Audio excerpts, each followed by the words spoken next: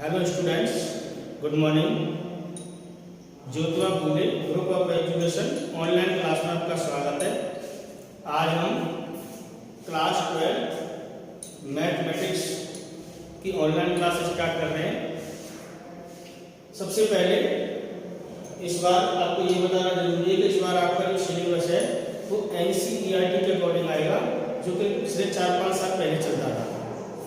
तो आज आपकी क्लास 12 का मैथमेटिक्स वाला पोर्शन स्टार्ट करते हैं। सबसे पहले थोड़ा सिलेबस का डिस्कशन कर लेते हैं। पिछले साल जो थे 16 चैप्टर थे, लेकिन इस बार NCERT में आपको 13 चैप्टर मिलेंगे। तो कौन सा चैप्टर किस प्रकार है, पहले थोड़ा सा इस पर डिस्कशन कर लेते हैं, फिर आपकी क्लास स्टार्ट करते हैं। आप रेगुलर इसके नोट्स मेंटेन करना, रेगुलर नोट्स बनाना, और कोई प्रॉब्लम आए तो डिस्कशन कर लेना, या फिर कमेंट बॉक्स में कमेंट में लिख देना, तो उसको पढ़कर मैं और नेक्स्ट क्लास में आपका उनको दोबारा से क्लियर कर दूंगा। तो देखिए अपने कौन कौन से चैप्टर है, पहले इस पर डिस्कशन कर लेते हैं। पहला चैप्टर है आपका संबंध एवं फलन, संबंध एवं फलन, रिलेशन एंड फंक्शन। पहले चैप्टर का नाम संयुक्त फलन था। राजस्थान बोर्ड वाली क्लास में NCERT में है संबंध एवं फलन, संबंध एवं। दूसरा चैप्टर है हमारा प्रतिलोम वृत्तीय फलन, प्रतिलोम वृत्तीय फलन, इनवर्स सर्कुलर फंक्शन। दोनों इंपोर्टेंट चैप्टर है। पहला 3 नंबर का पूछा जाता है, दूसरा 4 नंबर का। वो तो अभी ब्लूप्रिंट आएगा, उसके हिसाब से बाद में आपको एक बार और बता दूंगा। दोनों ही चैप्टर फंक्शन वाले हैं, एक दूसरे से कनेक्ट है। इसके बाद तीसरा चैप्टर आता है इसमें आपकी, जिसको कहते हैं मैट्रिक्स। चौथा चैप्टर इसी से कनेक्टेड है, जिसका नाम है सार्ट डिटरमिनेंट। पांचवा चैप्टर आपका है सातत्य एवं अवकलनीयता, सातत्य एवं अवकलनीयता, अवकलनीयता। जैसे क्लास 11 में आपने चैप्टर पढ़ा था सीमा एवं अवकलज, लिमिट्स एंड डेरिवेटिव्स, तो उसी से कनेक्ट है ये। लिमिट के द्वारा तो हम सातत्य की जांच करेंगे, कंटिन्यूटी की, और जो अवकलन पढ़ा था ना वो इससे रिलेटेड है, अवकलनीयता से, डिफरेंशिएबिलिटी से, ठीक है ना। इसके बाद छठा चैप्टर आता है आपका अवकलज के अनुप्रयोग, अवकलज के अनुप्रयोग, एप्लीकेशन ऑफ डेरिवेटिव। मतलब इसकी क्या क्या अवकलन के क्या क्या यूज होते हैं, क्या क्या एप्लीकेशन है, वो इसमें डिस्कशन करेंगे, ठीक है ना। इसके बाद ये पहली वाली बुक में आएगा आपका, फर्स्ट बुक आएगी, पार्ट 1 में आएंगे 6 चैप्टर, और पार्ट 2 को खरीदोगे उसमें 7 चैप्टर आएंगे, ठीक है ना। तो पहली तो बुक आएगी आपकी NCERT की क्लास 12 की, इसमें 6 चैप्टर दे रखे हैं, और काफी लॉन्ग प्रोसेस है, बहुत बड़े बड़े चैप्टर है, इसमें टाइम लगता है। सेकंड बुक में तो टाइम नहीं लगेगा, जबकि उसमें 7 चैप्टर आएंगे, इसमें 6 चैप्टर है। तो 7वां चैप्टर क्या है, सेकंड बुक है, फर्स्ट बुक है। फर्स्ट बुक में आएंगे NCERT की बुक होगी, तो सेकंड बुक में जो आएंगे आपके, उसमें 7 चैप्टर आएंगे। 6 चैप्टर तो याद तक होगा, 7वां चैप्टर आएगा उसका समाकलन, इंटीग्रेशन। इसके बाद 8वां, इसके एप्लीकेशन आएंगे, समाकलन के अनुप्रयोग, समाकलन के अनुप्रयोग, एप्लीकेशन ऑफ इंटीग्रेशन या इंटीग्रल।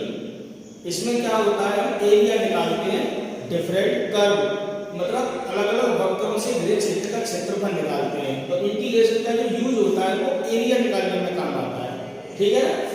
इसके बाद 9वां चैप्टर जो आएगा आपका, इसके बाद इसको क्षेत्रकलन भी कहते हैं, क्षेत्रकलन, ठीक है ना। इसके बाद नया चैप्टर आएगा आपका 9वां, अवकल समीकरण, डिफरेंशियल इक्वेशन, अवकल समीकरण, जिसमें आपका अवकलन का भी प्रयोग होगा और समाकलन का भी प्रयोग होगा, ठीक है ना। बहुत ही इंपॉर्टेंट चैप्टर है, BSc में जाकर तो पूरी बुक बन के आएगी डिफरेंशियल इक्वेशन के नाम से। 10वां चैप्टर आता है आपका सदिश, वेक्टर जो कि आपने फिजिक्स में पढ़े होंगे क्लास 11 में, लेकिन वो छोटा पोर्शन था, यहाँ पे इसका बड़ा विस्तृत रूप आएगा। और 11वां चैप्टर है आपका त्रिविमीय ज्यामिति, त्रिविमीय ज्यामिति, 3 डायमेंशनल ज्योमेट्री। और 12वां चैप्टर है आपका रैखिक प्रोग्रामिंग, लीनियर प्रोग्रामिंग, ठीक है ना। जब क्लास चलेगी तब ये समझ में आएगा, चैप्टर एक अलग टाइप का चैप्टर है। और लास्ट चैप्टर आएगा आपका प्राइम। तो ये 7 चैप्टर आपके सेकंड बुक में आएंगे और फर्स्ट बुक में जो आएंगे आपके 6 चैप्टर आएंगे। ये चैप्टर आपको ढंग से पढ़ाई जाएगी, कहीं कोई दिक्कत नहीं आएगी।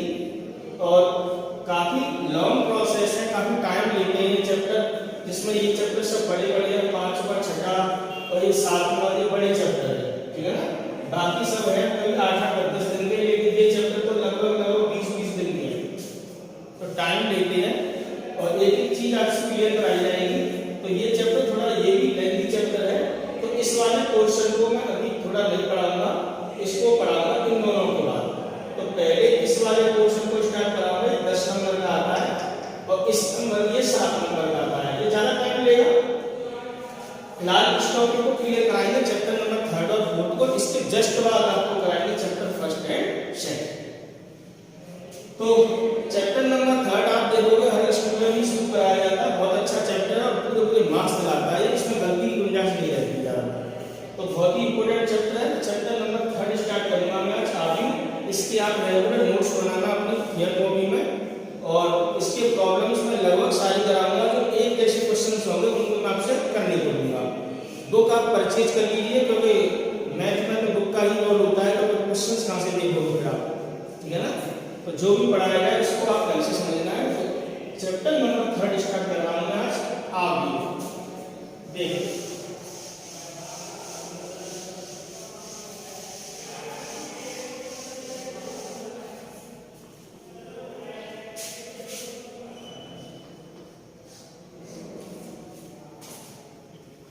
तो चैप्टर 3 जिसका नाम है आर्क,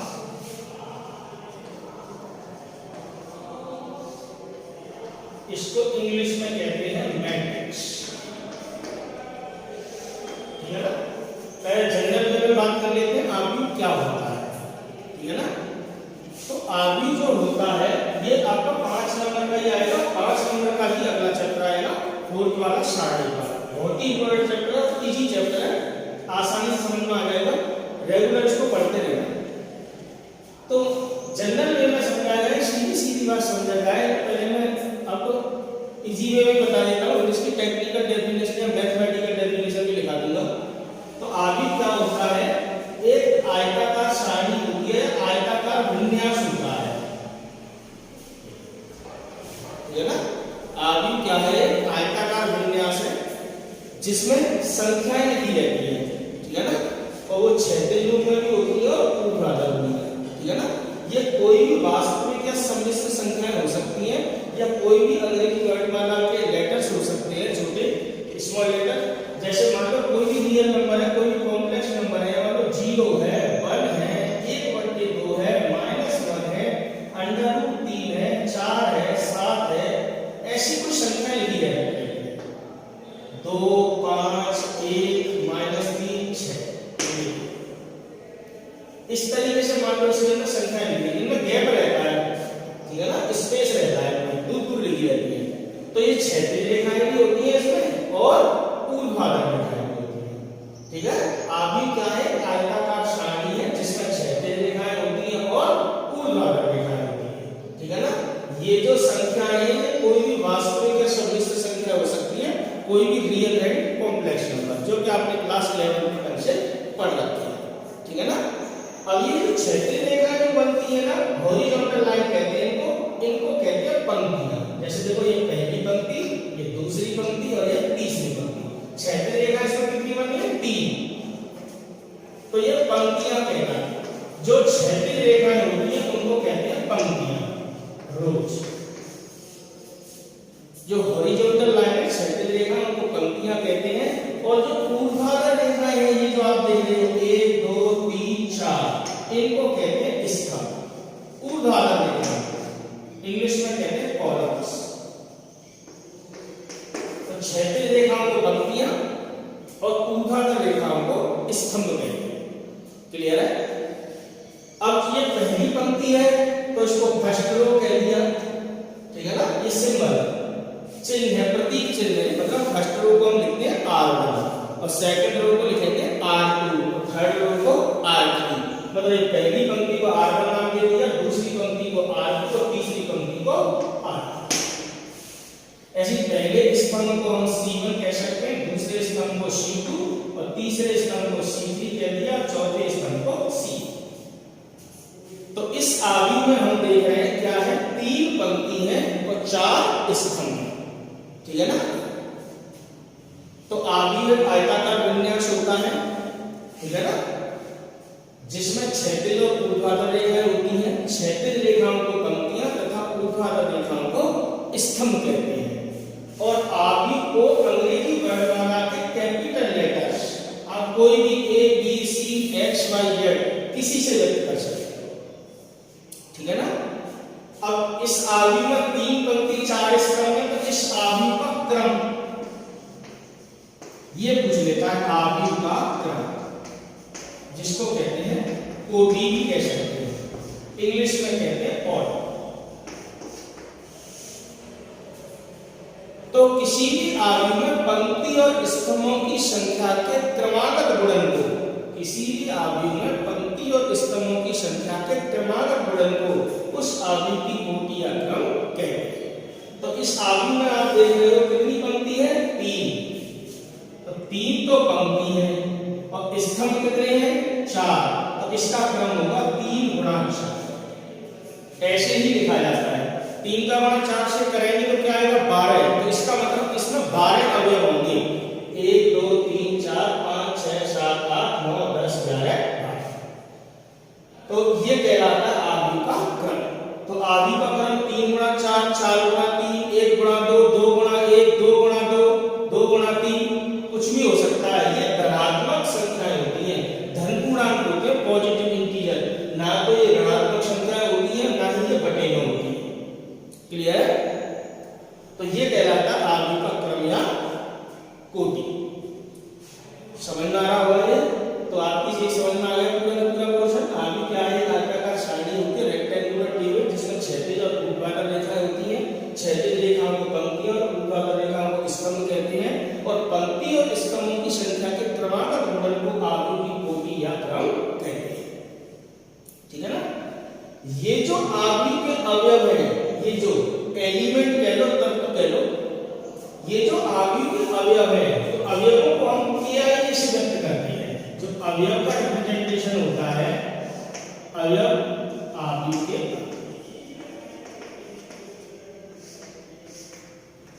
एलिमेंट्स ऑफ मैट्रिक्स। आव्यूह के अवयवों को कैसे व्यक्त करते हैं, ये आप थोड़ा सा और समझ के चलना।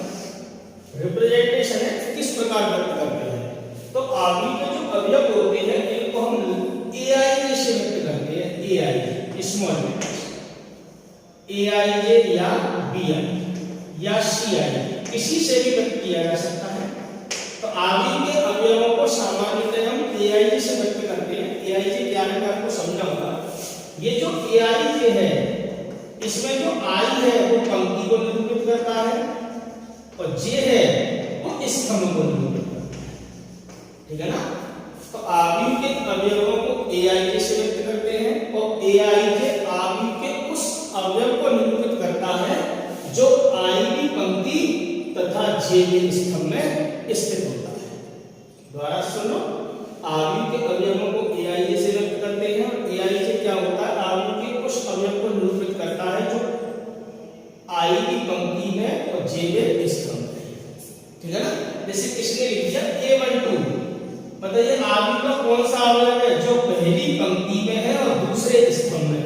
अब जैसे इसमें बात करी जाए तो देखेंगे आप, पहली पंक्ति ये हो गई, दूसरा स्तंभ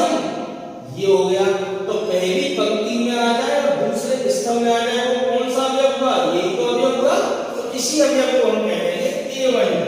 कौन सा अवयव है? A1। मतलब पहली पंक्ति में है और दूसरे स्तंभ में है। तो इसका स्थान कहां पर है? पहली पंक्ति दूसरा स्तंभ, इसको कहेंगे A1। जैसे मैं अगर आपसे पूछूं इसका स्थान बताइए तो सीधी बात, ये कौन सी पंक्ति है? दूसरी पंक्ति है और ये चौथा स्तंभ है।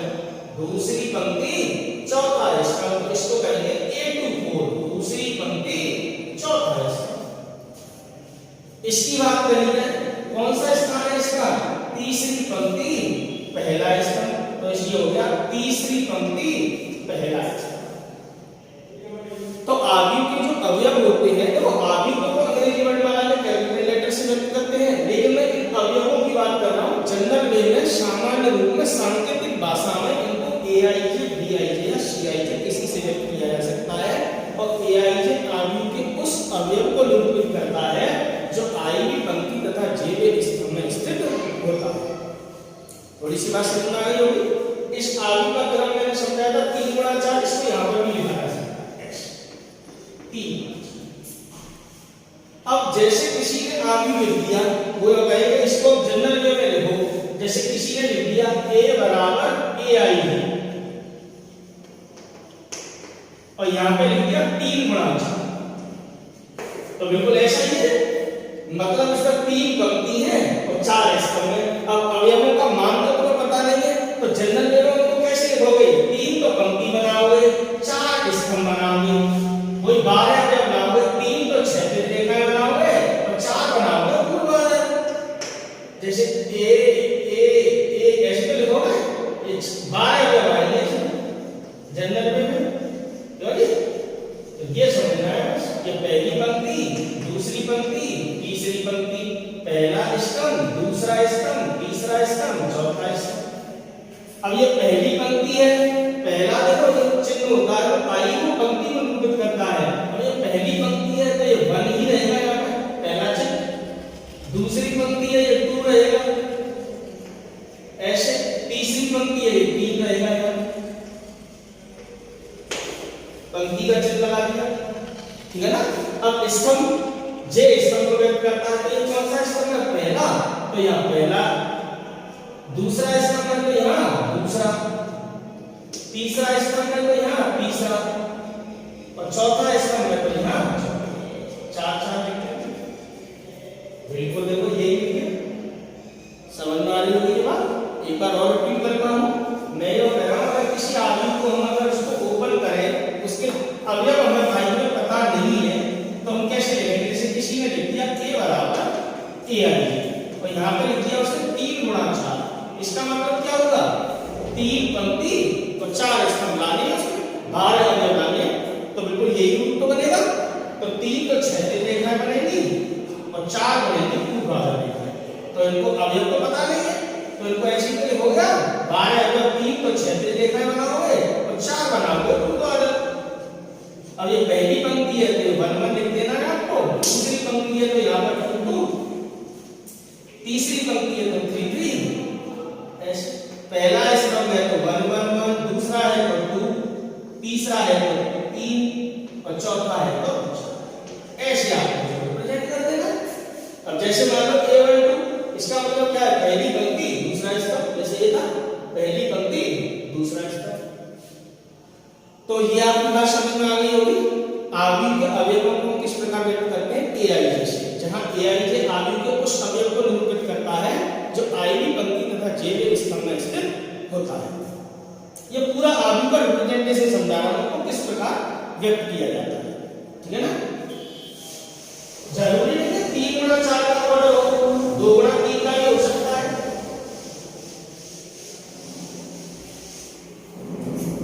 जैसे किसी ने ऐसे लिख दिया A बराबर AIJ और यहाँ पे लिख दिया 3 गुणा 3 लिख दिया, सपोज करो, मतलब 3 पंक्ति 3 स्तंभ। तो 3 पंक्ति 3 स्तंभ में आप कैसे बनाओगे? कितने अवयव आएंगे? 9। तो 3 तो क्षैतिज रेखा है और 3 ही ऊर्ध्वाधर रेखा है, ऐसे। पहली पंक्ति है तो 1 1, दूसरी पंक्ति है 2 2, तीसरी पंक्ति है 3 3। पहला स्तंभ है 1 1, दूसरा स्तंभ है 2 तीसरा स्तंभ 3। तो आप देखो इसका क्रम कितना था, 3 गुणा 3 9 अगर जाएंगे तो 9 ही इसके अंदर अवयव है। बात समझ में आ रही होगी? तो ये क्लियर है। इसके ऊपर क्वेश्चन किस प्रकार का बन के आता है वो आप समझना, ठीक है ना। तो जनरल वे में क्वेश्चन भी आप समझेंगे। कभी कभार क्या करता है, जनरल वे में क्वेश्चन किस प्रकार पूछा जाता है, इस अवयवों की मान पूछ लेता है, ठीक है ना। तो मैं आपको एग्जाम्पल बता रहा हूं, समझना। देखो कलर चौक यूज कर लिया मैंने, आपको सही से दिखाई देगा, ठीक है ना। तो वो यह कहेगा कि एक कुछ भी कह सकता है, देखो क्रम को खुद देगा, 3 क्रॉस 3 2 क्रॉस 3 कुछ भी दे सकता है। सपोज करो एक मैं नया ले लूं 2 क्रॉस 3 क्रम के आव्यूह A बराबर AI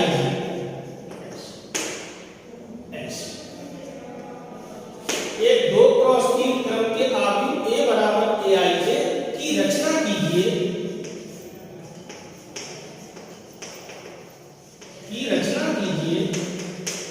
जिसके अवयव, या ऐसे लिखेगा जहां, कुछ भी लिख सकता है AI के बराबर, कुछ भी लिख सकता है 2i + 3j। ये एक AI का मान इसके द्वारा निकालना है। यहां पर वो कुछ भी लिख सकता है 2i + 3j या i + j का होल स्क्वायर अपॉन 2 या i - j i + 2j। मतलब ये जो एलिमेंट की जो वैल्यू है ना वो इसके थ्रू निकालनी है, ठीक है ना। तो इस प्रकार का क्वेश्चन आपके अक्सर करके पूछा जाता है 2 नंबर में या 3 नंबर में, 1 नंबर में पूछ सकता है जो कभी। तो एक 2 क्रॉस 3 क्रम के आव्यूह, क्रम कहते कोटि कहते, बात एक है कि रचना कीजिए जहां AI के इसके बराबर है, ठीक है ना। या ऐसे लिख सकता है जिसके अवयव AI के बराबर 2i + 3j द्वारा व्यक्त है या निरूपित है। तो अब आपको कैसे करना है, इसको देखो खोलेंगे तो इसी प्रकार यहाँ पे 3 क्रॉस 3 क्रम था तो 9 अवयव आएंगे, यहाँ 2 क्रॉस 3 क्रम है तो 6 अवयव आएंगे, सिंपल सी बात है। लेकिन उन अवयवों का मान हमें निकाल के बताना है, ठीक है ना। तो कैसे करेंगे वो आप समझिए, ठीक है ना। देखो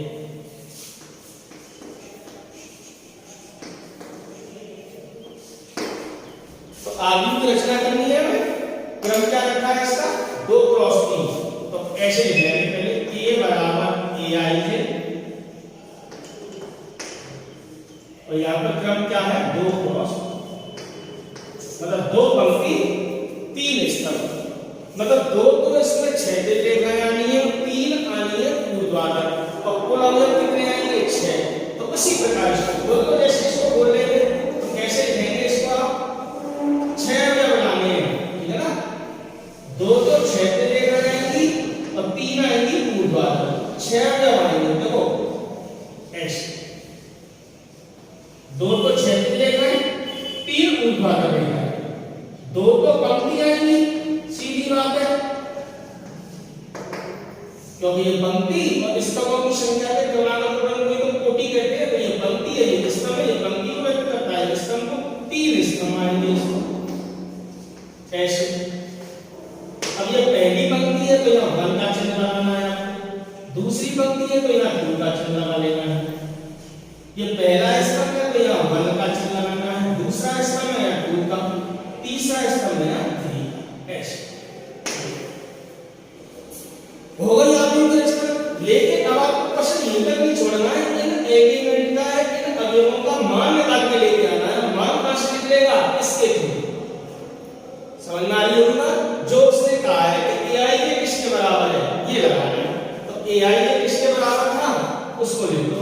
तो AI के बराबर है आपका दिया है, दिया है क्या, AI के किसके बराबर है 2i + 3j, 2i + 3, ठीक है ना। तो इन सारे एलिमेंट का मान इसी के द्वारा निकालना है। तो निकालते चलेंगे A11 A12 A13 A21 A22 A23, ये आपको सारे मान सीखना है। क्लियर है। तो बस इसको वैल्यू रखते चलनी है। देखो i का मान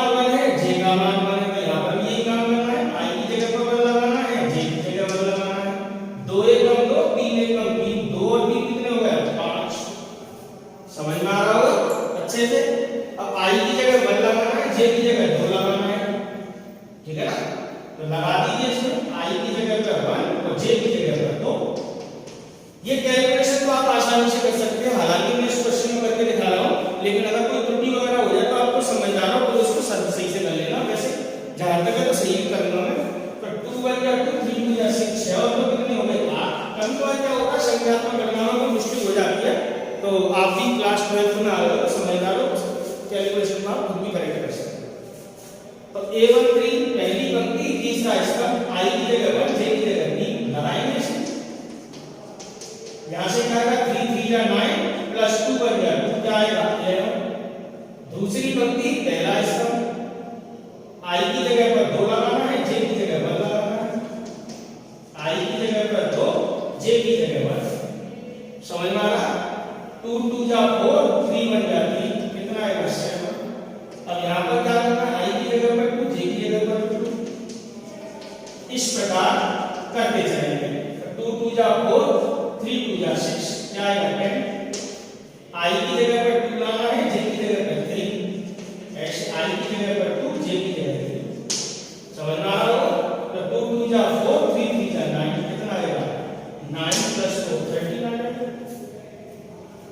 मुझे लगता है आपको इस बात समझ में ढंग से आ रही होगी। केवल और केवल ये एलिमेंट की वैल्यू निकालनी है और कहां से, जो क्वेश्चन में गिवन होगा, क्वेश्चन में जो देगा, ठीक है ना। तो ai की पावर जैसा दिया उसी के थ्रू निकालना है, ठीक है ना। अब एंड में लिख देना आता है। फाइनल आंसर क्या रहा, ये बराबर क्या मैट्रिक्स बनी आपकी, क्या आयु बना।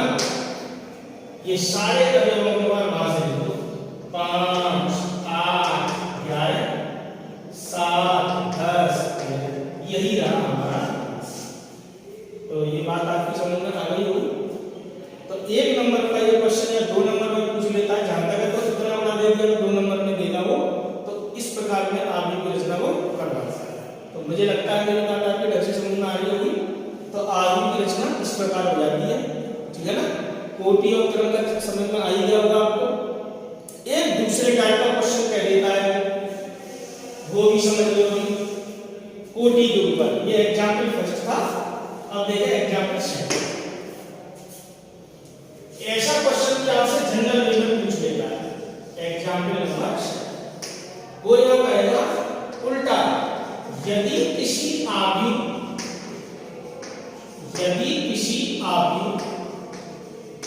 में 6 अवयव है, यदि किसी आयु में 6 अवयव है। देखो इस आयु में 6 अवयव थे, देख रहे हैं आप, गिनो 3 और 3 6 अवयव है। ऐसे यदि किसी आयु में 6 अवयव है, तो उस आयु की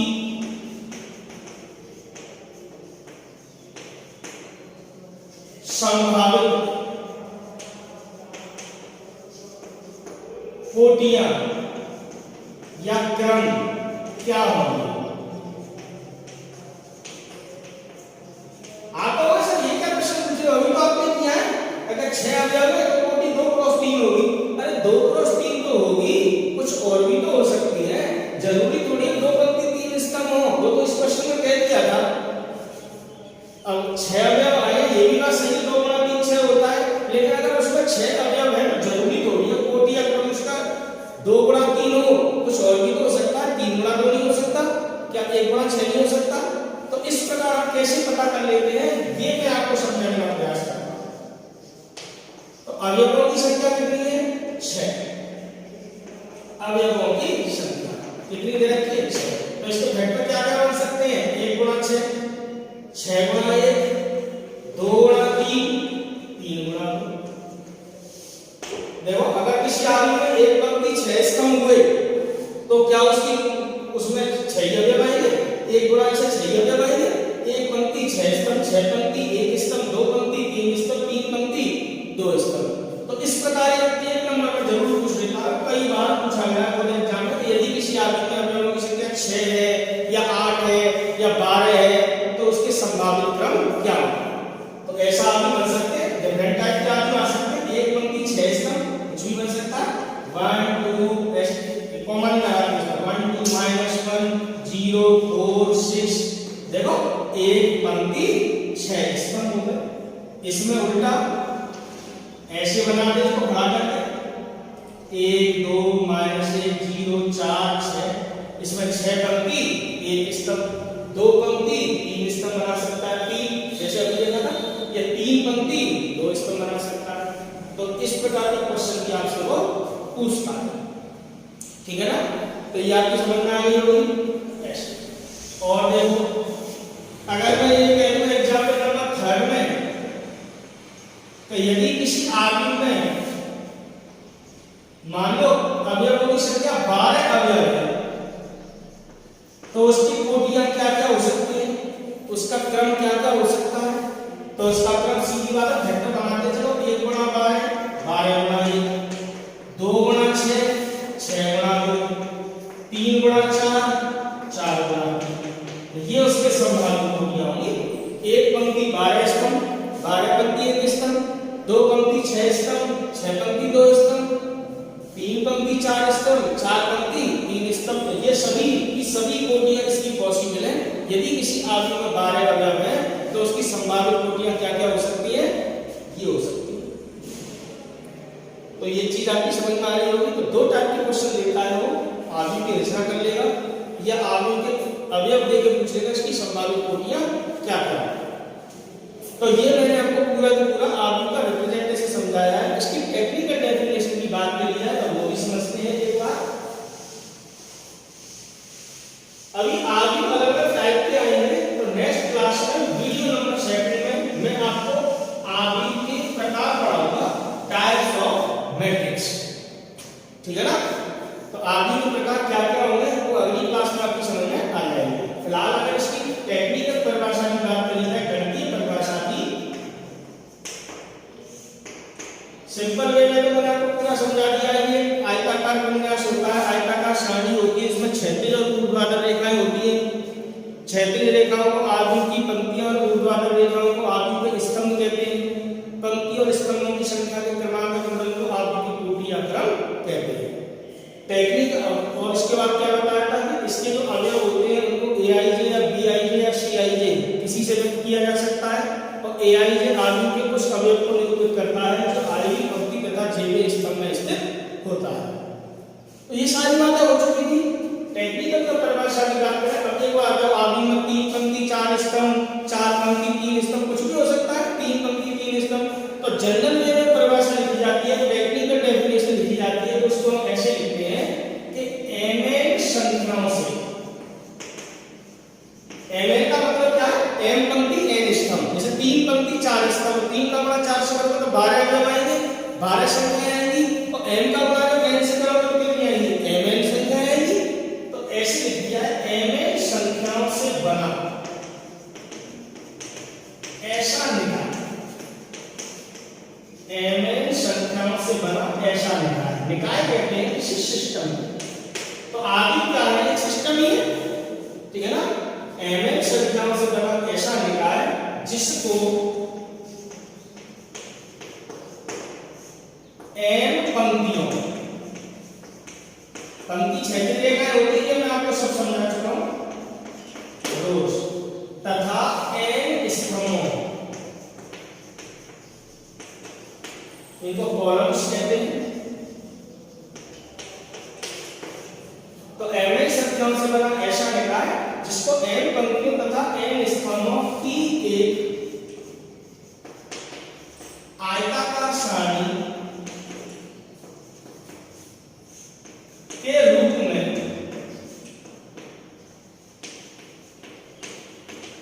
रेक्टेंगुलर टेबल, है ना, व्यक्त किया जाए, व्यक्त किया जाए तो इसे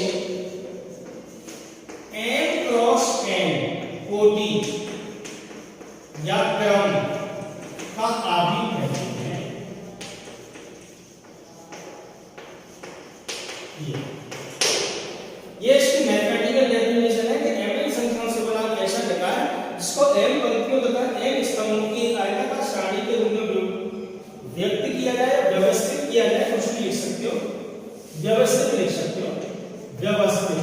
अरेंजमेंट किया जाए तो इसे m क्रॉस n कोटि क्रम का अवयव कहते हैं, ठीक है ना। और अवयव को किससे व्यक्त करते हैं? अंग्रेजी वर्णमाला के कैपिटल लेटर से, कुछ भी हो सकता है वो A B C X Y Z. और अवयवों को हम ए आई जे से व्यक्त करते हैं। और ए आई जे क्या होता है? आई पंक्ति जेब स्तंभ में स्थित होने वाला अवयव होता है। अब इस अवयव का क्रम क्या है? m क्रॉस है, तो मैं इसको ऐसे लिख सकता हूँ, मतलब इसके अवयव को ए आई जे टाइप के हैं और इसका क्रम क्या है? m cross n। तभी तो m का बना इसका मतलब m अवयव आएंगे, ठीक है ना। तो अब इसका मतलब क्या होगा? ये मैं आपको बता चुका हूँ, ये पंक्ति को व्यक्त करता है, ये स्तंभ को, ये पंक्ति है, ये स्तंभ, तो i का मान तो m तक, j का मान n तक। जैसे कि अभी आपने क्वेश्चन करे थे, अब इसको बोल के लिखोगे तो कैसे लिखोगे आप? थोड़ा सा बड़ा रूप बन जाएगा। ये देखें कैसे कि i का मान तो m तक, j का मान n तक, मतलब इसमें m पंक्ति है, n स्तंभ, ऐसे डॉट डॉट ऐसे लिख सकते हैं आप। अब ये तो जनरल रूप भी है, क्वेश्चन में ऐसा नहीं आता। ये देख, अब इसमें एक पहली पंक्ति है पूरी, तो यहाँ 1 लिख दो आप, समझ में आ रहा होगा। यहाँ 1 लिख दिया मैंने, देखो पहली पंक्ति है, दूसरी पंक्ति है या 2 लिख दिया, तीसरी पंक्ति है 3 लिख दिया। अब ऐसे तो चलता रहेगा। पंक्ति कितनी है इसमें? m, पहली पंक्ति, दूसरी पंक्ति, तीसरी पंक्ति, ये कौन सी है? m की पंक्ति है, ऐसे समझ में आ गया।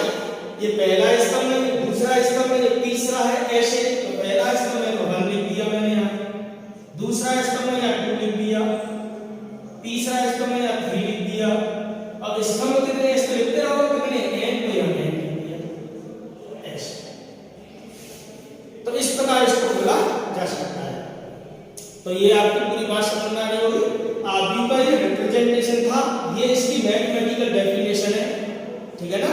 तो mn संख्याओं से बना ऐसा लिखा है जिसको m पंक्तियों तथा n स्तंभों की एक आयताकार सारणी के रूप में व्यवस्थित किया जाए तो इसे m क्रॉस n कोटि क्रम का अवयव कहते हैं, ठीक है ना। बाकी मैंने सारी बातें समझा रखी है कि क्षैतिज रेखा पंक्तियां कहलाती हैं, ऊर्ध्वाधर रेखा स्तंभ कहलाते हैं, ठीक है ना। पंक्ति और स्तंभों की संख्या के क्रमागत वर्ग को अवयव की कोटि क्रम कहते हैं। तो क्लास को ज्यादा लंबा ना करते हुए, ये तो मैंने आपको केवल इसकी स्टार्टिंग बताई है। अवयव में और क्या चीजें आती हैं अगली क्लास में आपको बताएंगे। अवयव के प्रकार, अवयव के टाइप्स, कौन कौन से अवयव होते हैं। फिर क्या होगा, देखो अवयव का कोई निश्चित मान नहीं होता, ये तो केवल रिप्रेजेंट किया जाता है। फिर इसमें आएंगी अवयव पर संक्रियाएं, जैसे आप पढ़ते हैं क्लास फर्स्ट सेकंड थर्ड में, जोड़ना घटाना, ऐसे ही इसमें होता है। संक्रियाएं आएंगी, ऑपरेशंस ऑन मैट्रिक्स, अवयव पर संक्रियाएं, जिसमें अवयव का जोड़ना, अवयव का घटाना, अवयव का गुणन, भागफल नहीं होता है इसमें, योग, अंतर और गुणन। तो ये संक्रियाएं आएंगी। इस प्रकार ये चैप्टर आगे गति करेगा। फिर इनवर्स मैट्रिक्स वगैरह आएगी, वो आगे जाके आप सीखेंगे। तो फिलहाल आज की क्लास में तो केवल मैंने आपको इसका रिप्रेजेंटेशन पढ़ाया है कि अवयव को किस प्रकार निरूपित किया जाता है, ठीक है ना। तो अगली क्लास में, नेक्स्ट क्लास में आपको पढ़ाएंगे अवयव के प्रकार। तो आज के लिए इतना ही।